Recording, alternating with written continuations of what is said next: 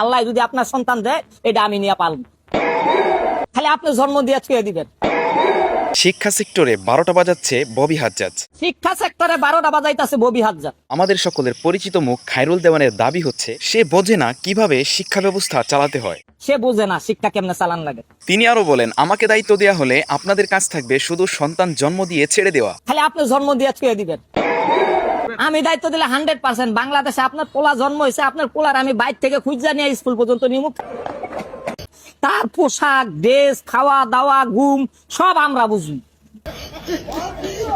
আল্লাহ যদি আপনার সন্তান দেয় এটা আমি নিয়ে পালব। আমি শিক্ষামন্ত্রী হইলে আমি এটা সবারই নিয়ে পালবো। ববি হাজ্জাজ কি? ও তো একটা মশামাছি। ববি আজাদ কি মশামাছি? আমি খায়রুল প্রধানমন্ত্রী প্রার্থী, আমি ববি আজাদ এগুলো এমন হাজার কোটি ববি হাজ্জাজ তো আমার পিছনে পিছনে ঘোরে। 1000 কোটি ববি আজাদ আমার পিছনে পিছনে ঘুরে।